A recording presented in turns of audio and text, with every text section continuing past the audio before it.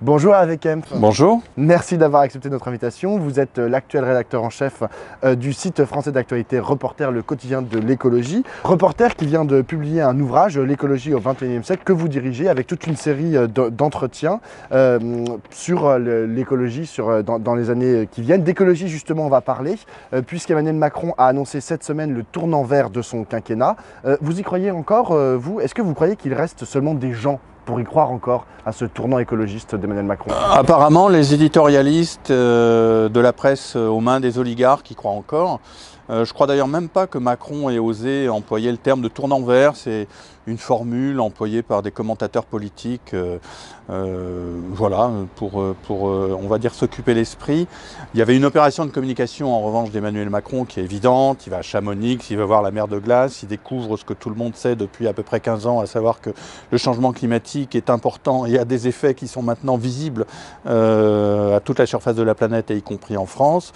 Et après, est-ce qu'il y a une vraie politique écologique de ce gouvernement? La réponse est non. Et non seulement il n'y a pas de vraie politique écologique, mais il y a une régression en matière de politique écologique dans ce pays qui se manifeste par, je peux détailler peut-être les différents points qui me paraissent importants à cet égard. Le fait que par exemple l'Office de la biodiversité se retrouve avec des moyens inférieurs en termes budgétaires à ceux qu'il avait avec les différents organismes qu'il a réunis. Le fait que l'Office national des forêts, qui est un instrument essentiel pour prendre soin des écosystèmes forestiers, se retrouve en voie de privatisation et orienté vers une productivité maximale et non pas vers une approche écologique.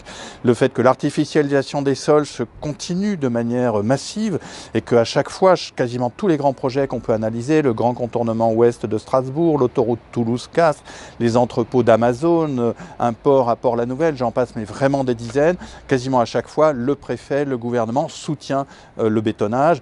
Il faudrait aussi mentionner dans ce tableau incomplet d'ailleurs le détricotage du droit de l'environnement, qui est quelque chose qui se fait souterrainement, très discrètement, mais qui est extrêmement grave et qui affaiblit réellement la protection de l'environnement.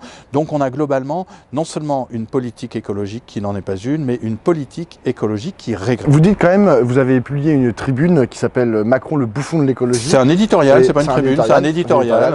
Voilà. Et dans cet éditorial, vous expliquez que tout n'est quand même pas fondamentalement mauvais dans la politique d'Emmanuel Macron, mais que au mieux, l'exécutif se contente de réparer au lieu que de prévenir. Qu'est-ce que ça veut dire exactement? Alors je prends un exemple, parce qu'effectivement on n'est pas dans une attitude d'opposition systématique. De toute façon on est journaliste, on constate, on observe. Il y avait dans les quelques annonces qui ont été faites à l'issue du Conseil de défense écologique et qui a été présenté, ces annonces, par la ministre de la Transition écologique, Madame Elisabeth Borne. Un aspect qui était intéressant, c'était prendre en compte l'élévation du niveau des mers qui va se produire peu à peu autour des côtes françaises, comme d'ailleurs sur l'ensemble des côtes du monde, et donc commencer à envisager la protection et le recul d'un certain nombre d'habitations qui seraient affectées par cette montée des eaux. Donc ça me paraît raisonnable, et on ne va pas dire que c'est mal, mais c'est à peu près le seul point positif qu'on peut voir. Je vais prendre un autre exemple qui est aussi très significatif. Madame Borne a annoncé à l'issue de ce Conseil de défense écologique que les fonctionnaires prendraient moins l'avion pour aller à des réunions. C'est une très bonne chose. Mais fondamentalement, comme l'a d'ailleurs très bien dit Karima Delli, qui est une députée européenne écologiste et spécialiste des transports, si on veut vraiment lutter contre l'avion, ce qui est une nécessité absolue, l'abus d'avion, l'abus de trafic aérien, évidemment, il faut augmenter le prix du kérosène, il faut arrêter de soutenir l'extension de nouveaux aéroports, ce que fait le gouvernement. Il faut, je cherche mes mots, mais enfin voilà, il faut avoir, ici par exemple, elle disait aussi, Karima Delli, c'est important, développer les trains de nuit et remettre en œuvre les trains de nuit. Donc si on veut vraiment faire des choses concrètes, il ne faut pas faire des mesures cosmétiques, mais faire des choix véritables. Alors il y a aussi la Convention citoyenne pour le climat, qui est une assemblée de Français qui sont tirés au sort et qui planchent sur les moyens de réduire d'au moins 40% les émissions de gaz à effet de serre d'ici 2030. Le tout, je cite, dans une logique de justice sociale. Vous croyez que ça peut changer la donne? Je sais pas, on est là. À Reporter, on a toujours une attitude d'observation et de journaliste, un journalisme critique, mais de journaliste. Donc, et il y a une autre chose qu'on ne fait pas, c'est prédire l'avenir. À part ça, on a regardé l'élaboration de la Convention citoyenne pour le climat avec un certain scepticisme, en se rappelant notamment d'où ça venait. C'est-à-dire, c'est clair que cette idée a été lancée par Emmanuel Macron avec Cyril Dion, début 2019, dans un moment où il y avait une forte crise des Gilets jaunes et où le gouvernement était vraiment très en crise et menacé, ou en tout cas affaibli, gêné par le mouvement des Gilets jaunes, par ce mouvement de révolte populaire qui est extrêmement important.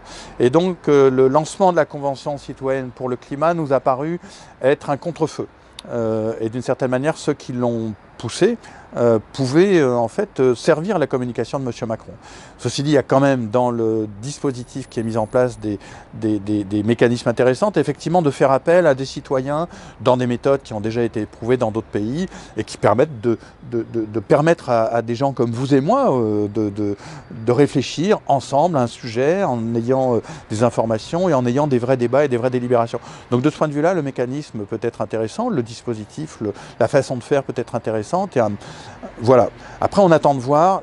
La grande inquiétude que j'ai, c'est que ça serve fondamentalement la communication d'un gouvernement qui n'a pas de vraie approche écologique. Alors, il y a quand même des propositions qui ont commencé à être faites par cette convention, et c'est donc les 40% de réduction de gaz à effet de serre d'ici 2030, c'est la rénovation énergétique de l'ensemble du bâti urbain français, et c'est aussi, il demande aux députés de ne pas ratifier le CETA. Alors, on va les reprendre tous les trois. D'abord, l'objectif de réduire les émissions de gaz à effet de serre de 40%, c'était dans la lettre de mission de cette convention. Donc, ça n'est pas une décision. Et au demeurant, c'est déjà inscrit dans les textes officiels, les traités qu'a signé la France. Donc, on ne devrait pas se poser de la question. C'est déjà acté et il faut en revanche se donner les moyens de réduire ces émissions de gaz à effet de serre. Donc, ces citoyens vont faire des propositions, mais ces propositions, en fait, beaucoup sont extrêmement connues, déjà connues, et pourraient être déjà mises en œuvre. Vous avez cité la rénovation énergétique. C'est un cas très intéressant. Ça fait depuis des années que l'on parle de la rénovation énergétique, depuis au moins le Grenelle de l'environnement en 2007, que en gros les outils techniques existent, on sait comment faire, on saurait comment faire, on peut aller voir en Allemagne ou en Scandinavie et reproduire les moyens qui sont mis en œuvre pour le faire. Si on ne le fait pas, c'est un manque de volonté politique. Réellement, une fois de plus. Donc voilà. Et la troisième chose que vous avez citée, le vote du CETA, il me semble que les citoyens peuvent le proposer, mais ça devrait être une évidence que le Parlement souverain, élu, paraît-il, je dis paraît-il avec une certaine moquerie, parce qu'il y a eu des taux d'abstention extrêmement élevés, et la façon dont l'élection de l'Assemblée nationale se fait dans la foulée de l'élection présidentielle biaise énormément la modalité de cette représentation, mais ça pourrait être voté par les députés sans que 150 citoyens leur disent qu'il faudrait le faire. J'ai une dernière question, Hervé Kempf. Cette semaine, répondant à l'appel de Youth for Climate Paris, des militants écologistes ont investi le siège parisien du gestionnaire d'actifs américain BlackRock, dont ils ont recouvert les murs de tags hostiles, remettant en cause la responsabilité environnementale de l'entreprise. C'est un mode d'action qui vous semble pertinent ?